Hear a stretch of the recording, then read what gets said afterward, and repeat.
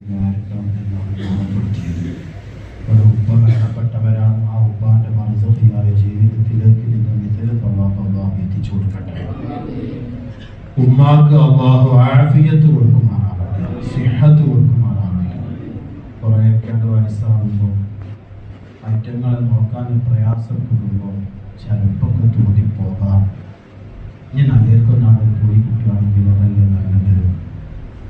അല്ലാഹു അത്തരം ദുർചിന്ത എന്ന് തന്നെ പറയാം നമ്മുടെ മനസ്സിനെ തൊട്ടൊന്ന് മാറ്റിത്തരട്ടെ. പകരം ആ തണൽ മരങ്ങൾക്ക് വേണ്ടി അവിടെ താഴത്ത് ആ തണൽ മരങ്ങളുടെ താഴെ ചെന്ന് നമ്മുടെ എല്ലാ വിഷമങ്ങളും പറയാൻ പറ്റുന്ന രൂപത്തിൽ ആഫിയത്തുള്ള ദീർഘായുസ് അവർക്കും നമുക്കും അല്ലാഹു പ്രദാനം ചെയ്യട്ടെ. ഇൻഷാ അല്ലാഹ് ഇന്ന് ഞാൻ മങ്കൂസ് വരിന്റെ വരിയൊന്നും പറയുന്നില്ല. എൻ്റെ മനസ്സിൽ വലിയ സന്തോഷം തോന്നിയൊരു വിഷയം ഉണ്ടായി. ഇന്ന് കോഴിക്കോട് ഒരു ഷോപ്പിൽ പോയപ്പോൾ അവിടെ ഉള്ള ഒരു ചെറുപ്പക്കാരൻ ഞങ്ങളെ പിന്നാലെ ഓടി നടന്ന് ഓരോ സാധനങ്ങളും കാണിച്ചു തരുന്നു.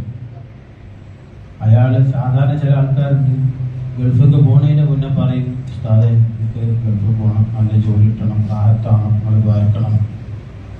പിന്നെ ഒരു പക്ഷെ ഇവർക്കൊക്കെ റാഹത്തായി അവിടെ എത്തി 2 കൊല്ലമൊക്കെ കഴിഞ്ഞ് തിരിച്ചു വന്നാൽ പിന്നെ ഉസ്താദെ ഞാൻ വന്നിട്ടുണ്ട്, നിങ്ങളെ കണ്ടിട്ടുണ്ട് എന്ന് പറയാൻ പോലെ കിട്ടൂല. പൊതുവെ ഞാൻ പറഞ്ഞാണ് ഇവിടുത്തെ അവസ്ഥ അല്ല പറയുന്നത്. പിന്നെ ചിലപ്പോൾ ആണെങ്കിൽ ഒരു ബുള്ളറ്റൊക്കെ എടുത്താണ് ഇച്ചും പറഞ്ഞ പാടുകൂടാ മോലിയാരെ അസ്സലാമു അലൈക്കും ശരി മാറിപ്പോ മോലിയാരെന്നുള്ള കൂടി മോശമായിട്ട് എന്തോലുണ്ട്. ഞാൻ പറയുന്നത് വലിയ വലിയ ഉസ്താദുമാരൊക്കെ മുസ്ലിയാരും മൂലിയാരെന്ന് വിളിക്കണ പോലെ തന്നെയാണ്.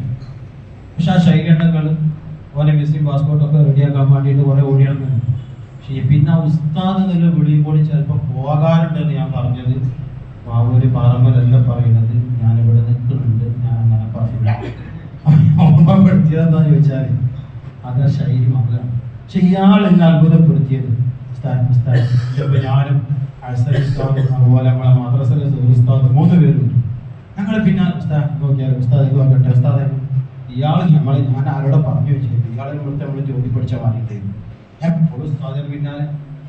ഇത് വല്ലാത്ത ഇഷ്ടമാണ് ഇയാളെ ശൈലി. ചിലപ്പോൾ കച്ചവടത്തിന് ചില ട്രിക്കൊക്കെ ഉണ്ടാകും, ഈ പെട്ടതെറ്റാണോ എന്ന് അറിയില്ലാന്ന് നിന്റെ മനസ്സിലേക്ക് തോന്നല്ലോ. അള്ളാഹു ആ തുമ്പത്തും പൊരുത്തപ്പെട്ട് തരട്ടെ.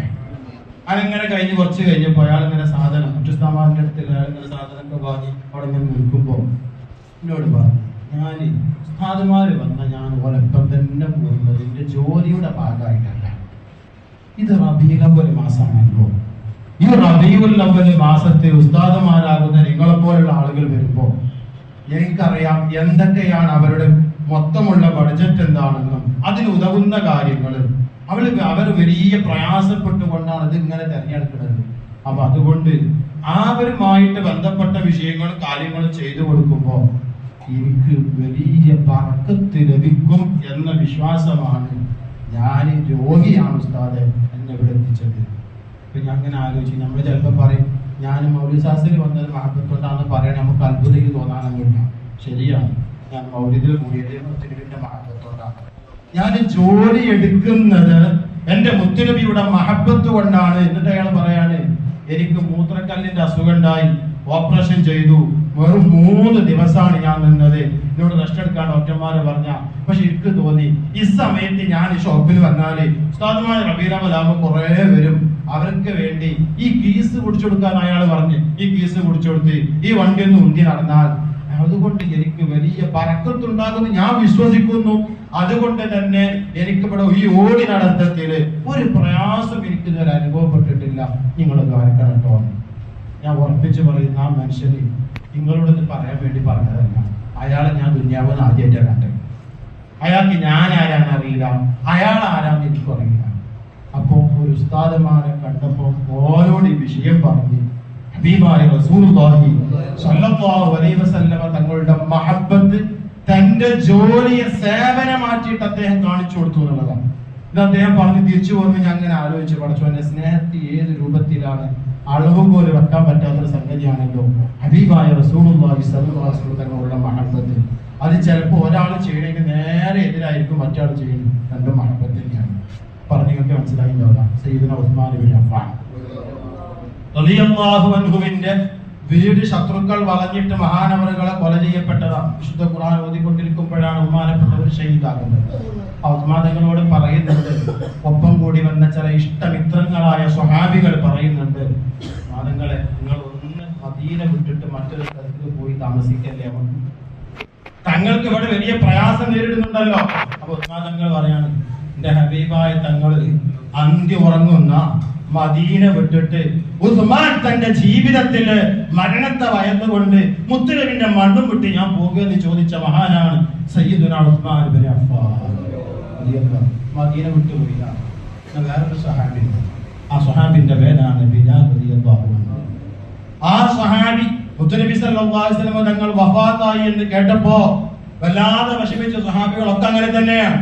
പക്ഷേ തിരിച്ചു മുത്തുനബി സല്ലല്ലാഹു അലൈഹി വസല്ലം തങ്ങളുടെ അന്ത്യകർമ്മങ്ങളും വിഷയങ്ങളൊക്കെ ചെയ്തതിന് ശേഷം ബിലാൽ തങ്ങൾ പറഞ്ഞു, ഇനി എനിക്ക് മദീന വേണ്ട.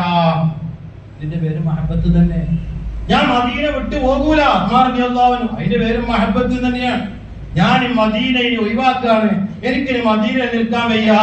എനിക്ക് മസ്ജിദുൻ നബവിയിൽ ചെന്ന് മുത്തുനബി തങ്ങളല്ലാത്ത മറ്റൊരു ഇമാമിന് വേണ്ടി എനിക്ക് ബിലാൽ വാങ്ങൊടുക്കണേ ബിലാലെ, എന്നോട് എന്റെ മുത്തുനബി അല്ലാത്ത ഒരാൾ പറയേ, എന്നിട്ട് ഞാൻ വാങ്ങൊടുക്കേ, എന്നിട്ട് ഞാൻ ഇഖാമത്ത് കൊടുക്കേ. എന്റെ മുന്നിൽ ഇമാമായി മുത്തുനബി തങ്ങളല്ലാത്ത മറ്റൊരു ഇമാമോ സല്ലല്ലാഹു അലൈഹി വസല്ലം. ബിലാൽ റളിയല്ലാഹു അൻഹു കരഞ്ഞിട്ട് മദീന വിട്ടിട്ട് മറ്റൊരു സ്ഥലത്ത് പോയി താമസാക്കിയത് ചരിത്രത്തിൽ എല്ലാവർക്കും അറിയാം. ഇതിന്റെ പേരെന്താ? ദേഷ്യം പിടിച്ചു പോയതാ മഹബത്താണ് കേട്ടോ. ഒരു സഹാബി ചെയ്തതിന്റെ മറ്റു നേരെ എതിര് ചെയ്തപ്പോ അതും മഹബത്താണ്.